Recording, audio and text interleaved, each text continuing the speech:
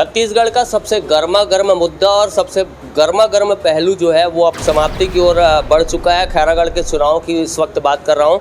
खैरागढ़ चुनाव के नतीजे आ चुके हैं और जैसा कि हम तीनों को आप लोगों ने पिछले बार भी देखा होगा, एग्जिट पोल हमारी ओर से आपको पहुंचाया गया था और साफ तौर पर ही कहा गया था कि कांग्रेस की वहां एक तरह से फतह ज़रूर देखने को मिलेगी। तो कांग्रेस ने एक बड़ी फतह दर्ज करते हुए लगभग 20,000 से ज़्यादा के मतों के अंतर से जो भाजपा के प्रत्याशी हैं कोमल जंघेल, उनको परास्त किया। यशोदा वर्मा वहां से विजेता बनी और उसके बाद की स्थितियां जो हैं, आज फिर से उसी सब्जेक्ट पे बात करने के लिए मेरे साथ में फिर से यशवंत जी हैं जो भिलाई टाइम्स के संपादक हैं और आलोक जी हैं जो हरिभूमि से संपादक हैं। यशवंत, एक तरफा सुपड़ा साफ कर दिया भाजपा का। बिल्कुल, यहाँ पे एक बड़ा मुद्दा था जिला वाला, नया जिला खैरागढ़ छुईखदान गंडई को बनाकर, और यहाँ पे यशोदा वर्मा से भी बड़ा एक प्रत्याशी वो जिला हो गया था। तो सबने जो वोट डाले हैं, लगभग लंबे अंतराल बाद खैरागढ़ में इतनी बड़ी कोई लीड किसी प्रत्याशी को मिली हो, और सबने लगभग जो वोट डाले जिनसे हमने बात की, आपने भी बात की थी कि सब भैया नया जिला चाहते हैं, नया जिला चाहते हैं, तो ये वोट जो 20,000 का जो लीड है वो नया जिला है। जैसे यशोदा जी से भी हमने जो इंटरव्यू हमारे हुए उसमें ये कहा कि आप बताएंगे कि ये आपकी जीत है, भूपेश जी के चेहरे की जीत है, या जो ज़िला बनाने की घोषणा है उसकी जीत है।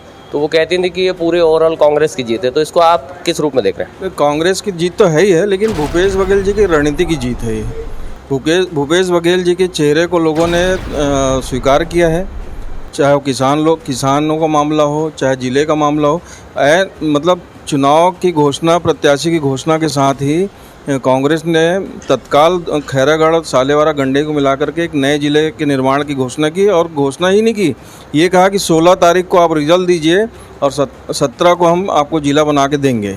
तो लोगों ने भरोसा किया और 1.5 साल के लिए चुनाव है, उपचुनाव जो है, लोगों ने सोचा कि 1.5 साल के लिए अगर हमारा खैरागढ़ जिला बन जाता है तो इसमें कहीं कोई बुराई नहीं है। लोगों ने भरपूर वोट किया, इसीलिए आज 20,000 के आसपास का निर्णय है।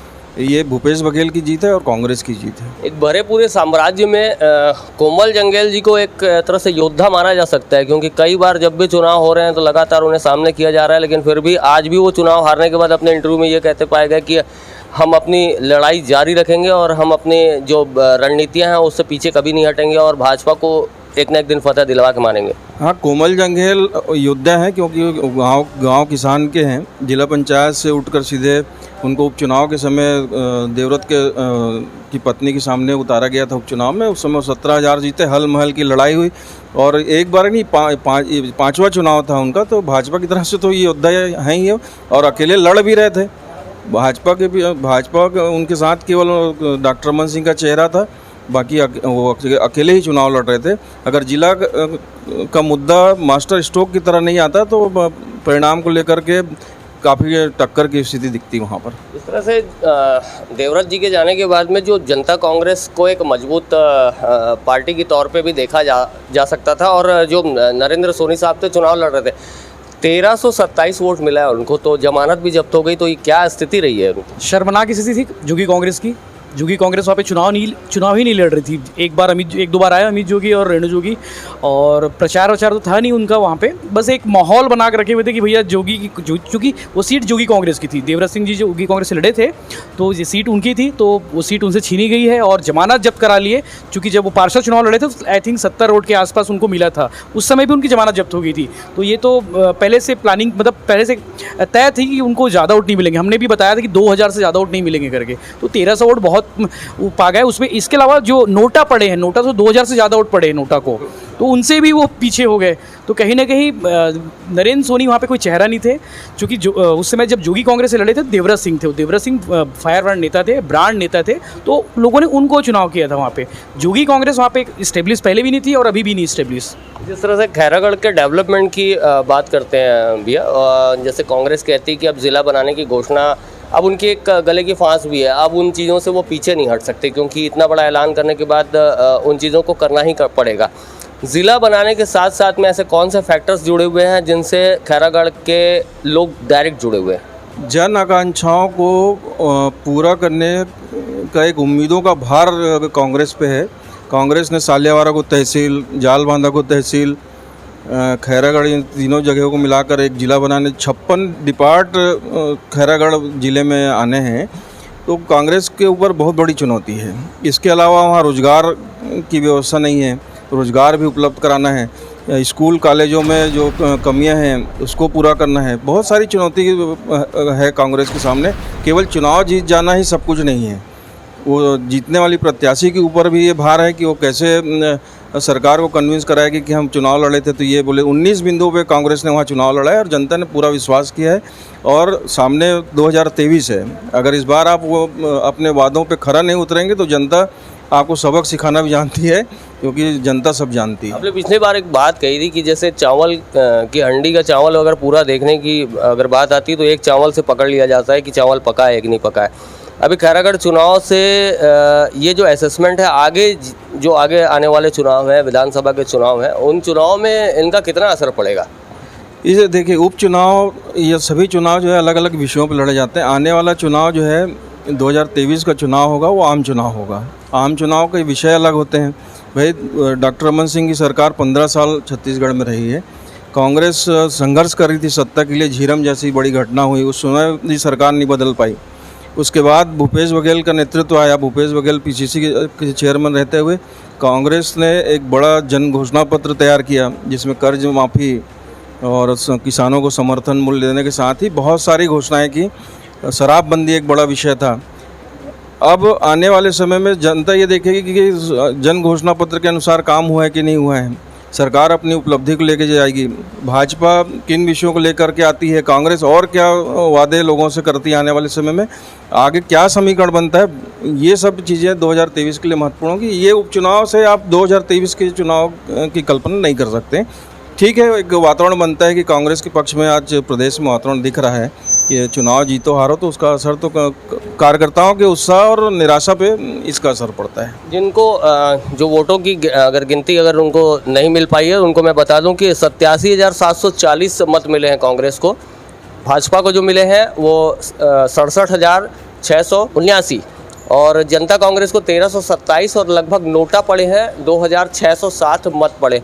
ये जो मत मिले हैं 67,679, तो ये जो मत का एक आकलन है वो कोमल जंगेल जी को किस रूप में मिला? क्योंकि अगर जनता ये कह रही है कि भाजपा की नीतियों को वो नकार रहे हैं, वहाँ से अगर लीड देने का एक ये फैक्टर है, तो ये जो मतों का जो एक ग्रॉस मिलना है उनको, वो किस वजह से मिल रहा है? उनके चेहरे को मिल रहा है, बीजेपी के ऑपरेंडी को मिल रहा है, योजनाओं को मिल रहा है, किस वजह से?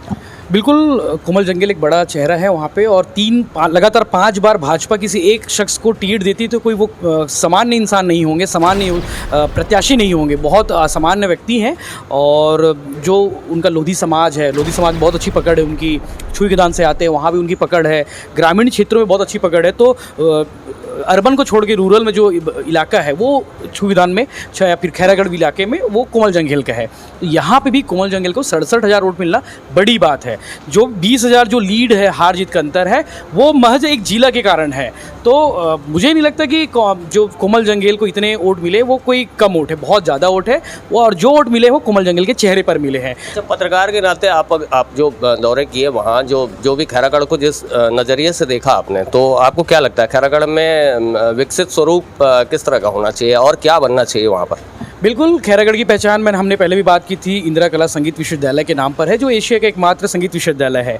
जो इंफ्रास्ट्रक्चर डेवलपमेंट की बात करें या फिर और भी जो डेवलपमेंट होने चाहिए, चाहे वो स्कूल हो, चाहे वो शिक्षा हो, चाहे वो स्वास्थ्य हो, वहाँ पे कोई बड़ा अस्पताल नहीं है ढंग का, ना प्राइवेट हो ना सरकारी हो, तो सरकारी अस्पताल वहाँ पे बड़े डेवलप करने चाहिए। होटल तक नहीं, जैसे हम पहले अभी रुकने की तैयारी थी तो वहाँ पे होटल नहीं मिलते थे।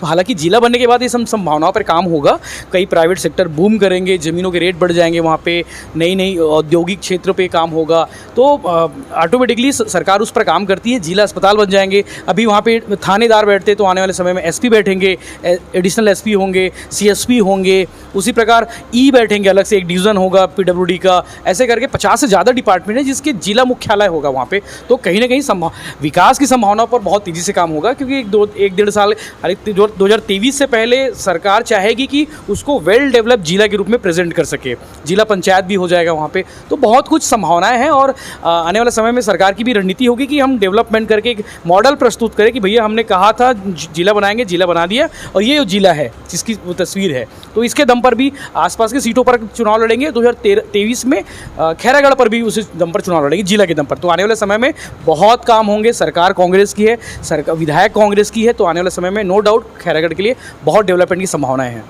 देखिए, जैसे कि आज़ादी के बाद से लगातार ये मसले देखने को मिलते हैं कि जो भी राजनीतिक दल आता है वो ग्रॉस रूट लेवल पे ही बात करता है और साफ तौर पर बेरोज़गारी, महंगाई और लोगों के इंफ्रास्ट्रक्चर के लिए रोटी, कपड़ा, मकान, इन्हीं सब विषयों पे बात करता है और एक दूसरे पार्टियों पे पटाक्षेप भी करता है कि आपने इतने लोगों को रोज़गार देना था वो दिया नहीं, आपने इतने योजनाओं को लाना था वो लाए नहीं।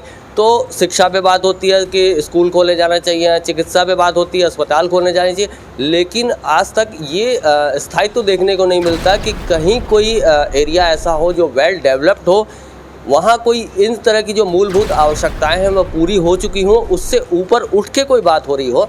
तो जाहिर सी बात है कि खैरागढ़ के लिए भी ये सारी चीज़ें इम्प्लीमेंटेशन में आनी चाहिए, क्योंकि शिक्षा की बात है तो इंदिरा कला संगीत विश्वविद्यालय जैसा एक बहुत बड़ा संस्थान है जो लोगों को प्रेरित कर रहा है शिक्षा और संस्कृति के प्रति, लेकिन वहाँ जो डेवलपमेंट है अभी भी बिल्कुल धरातल पर है, उसे आगे बढ़ाने की ज़रूरत है और आगे जो प्रदेश की सरकार है उसको इन विषयों पर ध्यान देने की ज़रूरत है। चुनाव तो आप जीत गए हैं, लेकिन जनता के बहुत सारे सवालात हैं, जनता की बहुत सारी मांगे हैं, उनको भी पूरा करना आपके लिए बहुत अनिवार्य होगा।